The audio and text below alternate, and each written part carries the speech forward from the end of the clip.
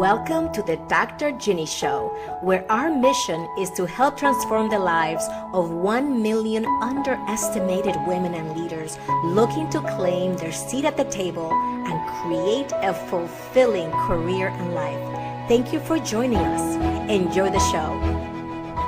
It's so great to start this conversation at the beginning of the year with you, Anna, because when we connected, if only a few months ago through our mutual friend, Jennifer, it was such a pleasure to just get to hear your story, how it all got started. And now I would love for you to share that. And let's start with that, with the audience here, the Dr. Ginny Show. What inspired you to start Lean In Network for Latinas? Yeah, thanks for that amazing question. And thank you for inviting me on your show. I'm super excited. And I just love talking to you. So it just makes it so much easier to share. I get asked that question a lot. And I didn't have a plan to start it. It was pretty organic. But when I really sit around and think about it, was planned for years of my life. So I think the most articulate way was years of my life in a moment in time. So I had sort of a history of picking up self-help books for the workplace, and I picked up the Lean In book by Sheryl Sandberg, and I read it. And I thought, okay, there's a few good pearls in here, pearls of wisdom in here that I can use. But also at around the same time, I was really interested in giving back, particularly to Latinas in the community that I grew up in, but I didn't really know how to do that. And I wanted to do that because, I was the first executive director, Latina executive director at my place of employment. So I felt really proud about that. Yeah. I also spent years in management thinking about, wow, what a difference it would have been if I would have had a network, if I would have had mentors and sponsors. And there was so many things that I was reflecting on. And, right around the time that I finished reading the book Lean In, I found out about what's called Lean In circles. Yes. And these are small groups of generally women. And there are circles, these types of circles across the world. In fact, it's a global network. And I wanted to join a circle in my area, but for whatever reason, I wasn't really attracted to any one of the circles. And one Sunday morning, in the very room that I'm sitting in right now, I was drinking coffee and I went back to the Lean In website because something kept drawing me back like a magnet. It just kept pulling me back, and I really didn't know why. And this one Sunday morning, this was almost 10 years ago, I saw a little button on the screen that said, create your own circle. And I thought, oh, all right. So I clicked on the circle, and another screen came up and it said, what do you want to name your circle? What's your mission and your vision? And within less than 10 minutes, somehow some intervention happened and I came up with Lean In Latinas. And I thought, oh my gosh, that's why I didn't join any other circles, because none of them spoke to me in the way I show up, the way I identify. And I put that in, and I put in a mission and a vision, hit enter. And I just thought, I don't really know what I'm doing, but okay. I'm going to start. It's a start. And within a couple of days, somebody said, I'd like to join your circle. I'm a first generation college graduate Latina, and I want to be around other like-minded Latinas. I thought, oh, okay. A couple days later, another one said, hi, I'd like to join Lean In Latinas. I'm a Latina engineer in a primarily white male dominated environment, and I want to learn how to navigate this environment. Yes. And by the third one, I said, okay, I guess I'm going to have a meeting. I have to bring them together. I guess that's what I do next. And so I scheduled a meeting on a Saturday morning, and these three amazing Latina women showed up at my house, and I was fascinated by this. Yes. Dr. Baro, why? Because first of all, these people don't know me. And I was fascinated about what are they hoping for? What are they looking for? And so I thought I need to do a lot of intentional listening.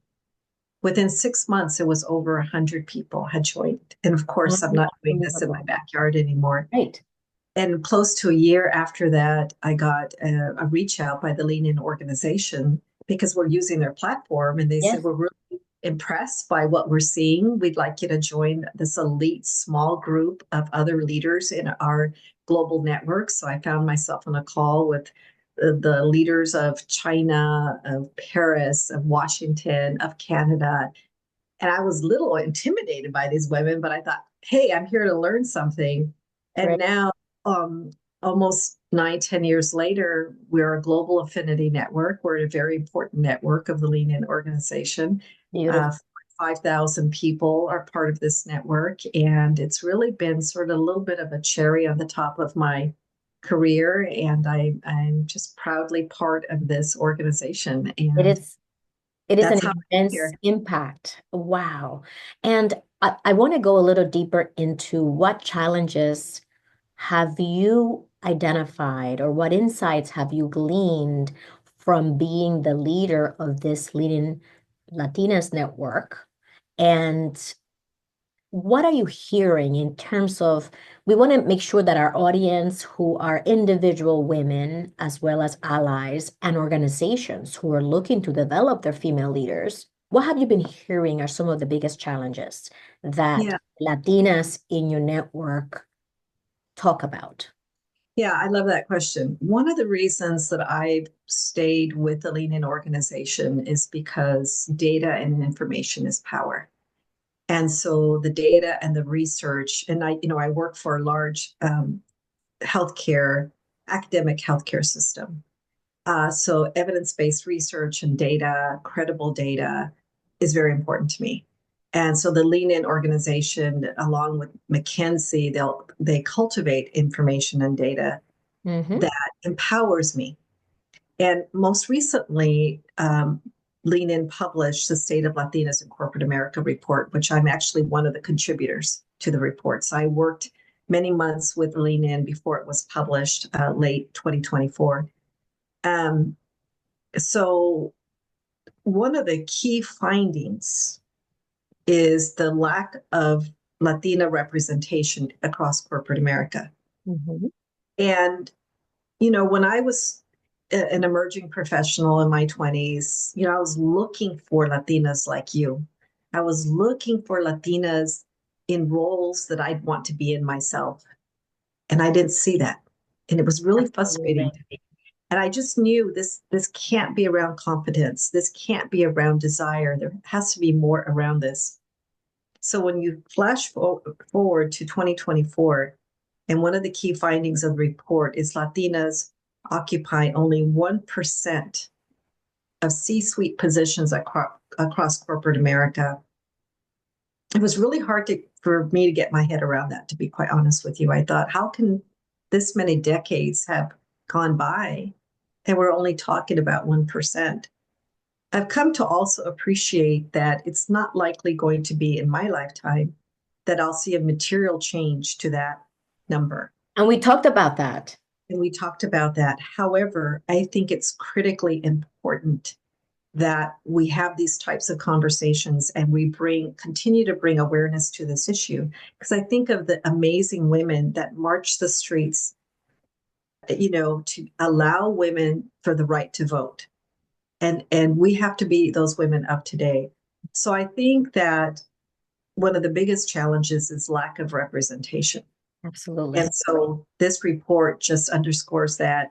And so when I'm out talking about this issue, it's not about my feelings, it's not about my opinion. Or This your is a belief. or my belief. This is a fact Yes. that we are severely underrepresented in corporate roles across corporate America, C-suite roles across corporate America. Even at the managerial level, Mm-hmm. 4% is what Latinas represent. And the report also underscores the issue of the ongoing wage gap that Latinas face.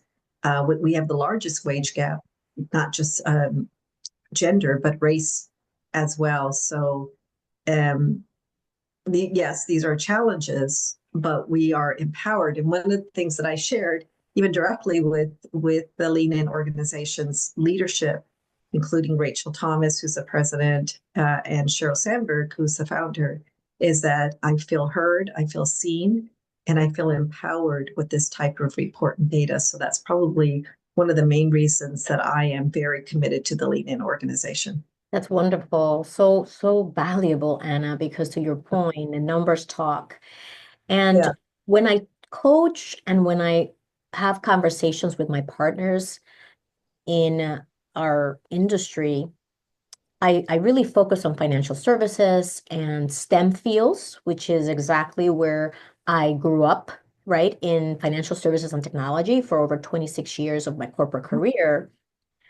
When I speak with individuals and organizations, I always look at this challenge from two sides. The one side is the things we can do as an organization and what we can do as individuals. So when you talk about the challenge of having underrepresentation at the C-suite, at the management level, the largest wage gap, that to me is the things that are external that I can control. What are some of the internal challenges that you have noticed the Latinas and our community must face and overcome for us to increase those numbers because we are doing what we need to do to claim Yeah. our next, our next seats in the tables where we know critical decisions are made. Yeah. About the wage gap, what I have found very interesting is that, for example, for about 10 years, I managed a very large team where I work, about 500 people on a daily basis. And it wasn't surprising when a male would want to talk to me about his compensation, Mm-hmm. whether it was at the time of a recruitment or during the tenure of their role. And I would have men ask me for more money, and they'd get more money. They do their homework. I did my homework with compensation, but I never had a female ask me for more money, not a single Right. time. Not a Uh, single time. Not during the tenure of their role, but sometimes at the time of recruitment. And so sometimes I would sit there and I would literally mentally beg that woman to negotiate with me because we were always prepared. And when she didn't, it was just very frustrating. I thought, please negotiate with me. Um, so a lot of what we've done in Lean In Latinas is, for example, in our most recent Take Charge conference, we had a sold out conference in August. Mhm. One of our biggest conferences. We're going to have our next one in August this year, 2025. And we have a very big sponsor for that conference that we haven't been able to publicize yet, but it will be coming out. It's a huge endorsement for us. Congrats. Thank you. So over the years, we had a panel at the last conference talking about, asking for your worth, getting comfortable with it. Another time we brought in an organization who had a number of slides, and I said, slides are great.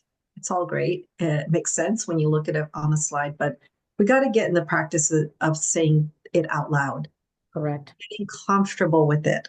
And that's where I see Latinas stumble, not just Latinas, but a lot of people stumble, even if you're a man, even whatever race you are, but you got to get really comfortable with hearing yourself justify why you're asking for more money. So Yes.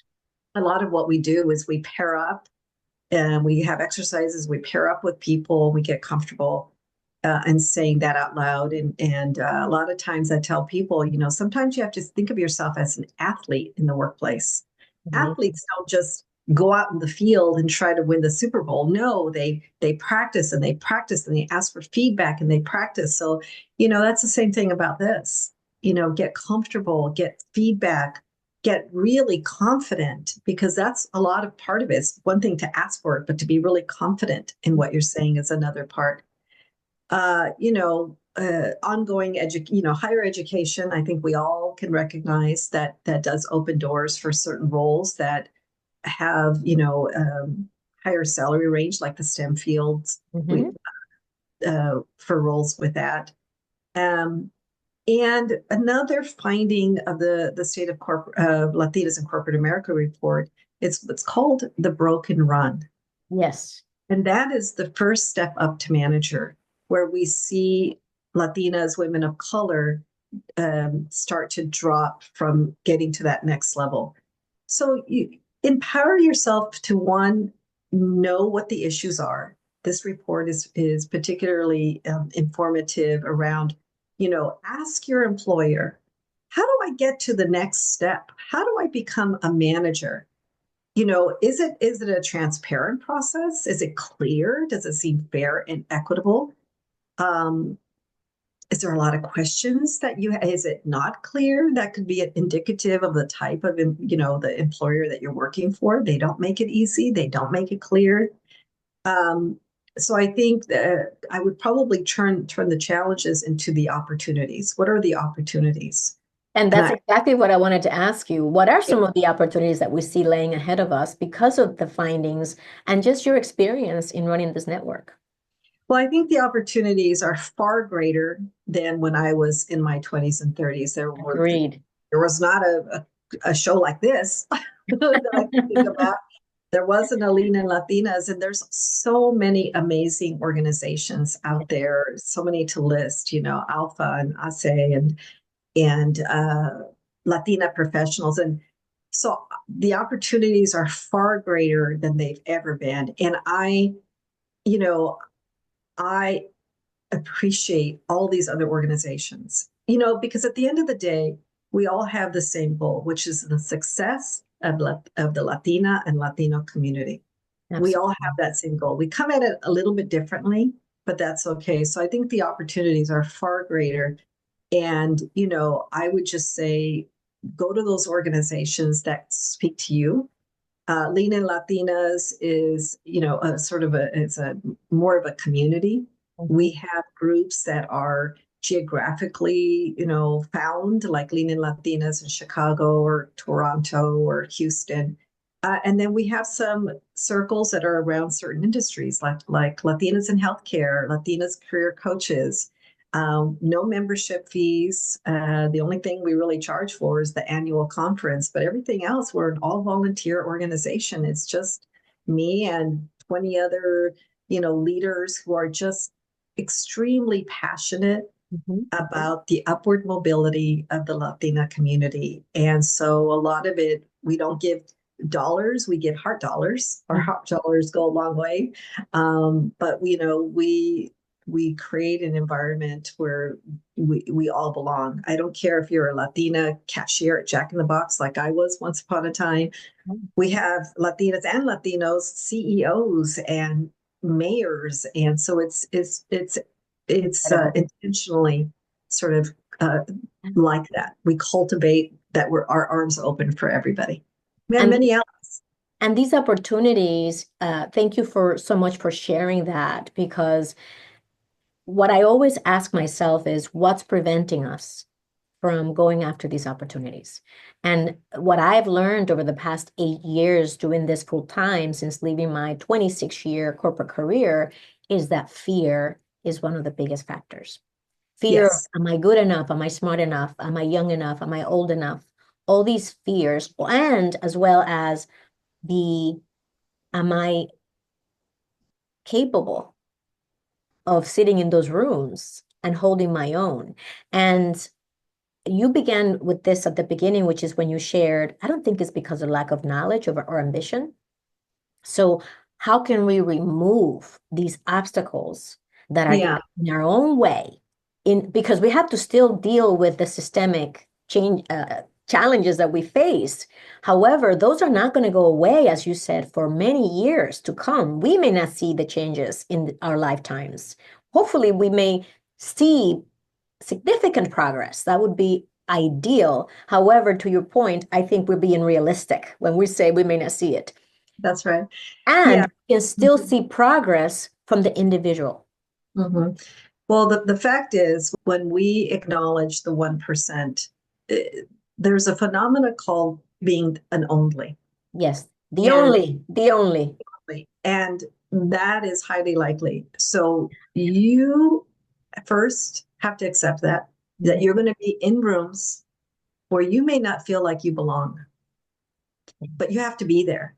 And so for me, being the first Latina executive director, not only did I feel the weight on my shoulders to demonstrate my competence more than the next person, I felt that I had to also be there to represent and hold the door open for more Latinas to walk in. Right. And my partner, my non Latina partner, she didn't have to deal with any of that. I know.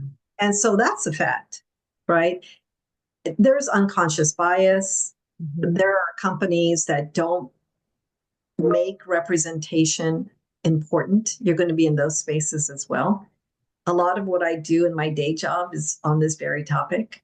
So I look at workforce data, I look at promotion data, I look at turnover data. Wonderful. So I think there's a number of factors here. You will likely be an only, and you need to get comfortable with that. Yes. It's Uh, almost, for some of us, it's an opportunity yes, to say, okay, so I've developed myself to the point where I am sitting in this room, ergo, I belong. yes, This is where I'm supposed to be. And so yeah. I want to thank you so much, Anna, for your time today. I Oh, am sure that anyone who's listening to our show is gleaning insights. And our goal in having you here, you and I decided to have this together because we want to continue to raise awareness. yes. And to us, it's not enough that people just know about it. The follow-up is, what are we going to do about it? And so I encourage everyone who's listening to reach out to you, and we will include your contact information if Yeah. they want to get involved, if they want to be part of this network, if they want to reach out to you for any other opportunities of collaboration so that we can continue to achieve our mission of supporting companies, organizations, and individuals to achieve their full potential. That's at the end of the day why I do what I do. And I heard you say similar words, not in those exact same words, but at the end of the day, we want to ensure that everyone gets a chance to thrive if that is what they want to do. And if Latinas, which if we look at the stats, Latinos in general here in the US, our numbers are growing and we're Yes, having children and families. And so, what do we want our legacy to be? What do yes. we want our children to see? Do we want them to see themselves in the careers and professions that we would like for them to take for themselves? Obviously, they make those choices. But when I looked at the STEM field and computer science, even in school, I was usually the only Latina in those computer science courses with other engineers and other peers. And so after a while, I got comfortable because I realized this is what I love to do, that this is what I was learning and I loved it. And when I started working, it was the same story. I was the one in the room, the only one in the room. And Mhm. you also shared your story. So I just want everybody who's listening to know that this is the way things are now. And there are so many of us striving, I won't say fighting, but striving to improve the situation.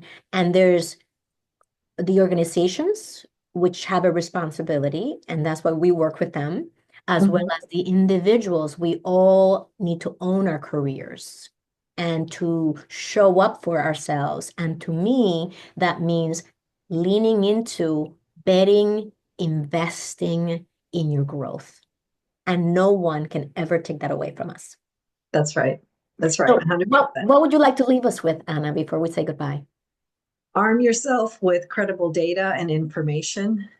Use that to your advantage. Read the State of Latinas in Corporate America report. Absolutely. That would probably be the one action that a person could take.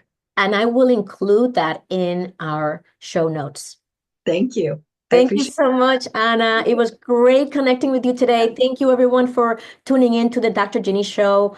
And I look forward to continuing this conversation it. offline with you, Anna. Thank you.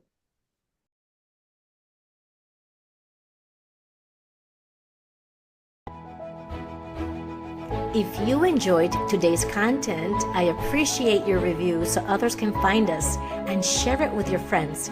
And to stay in touch, join our community to receive valuable strategies and expert advice at drginnybaro.com. See you soon.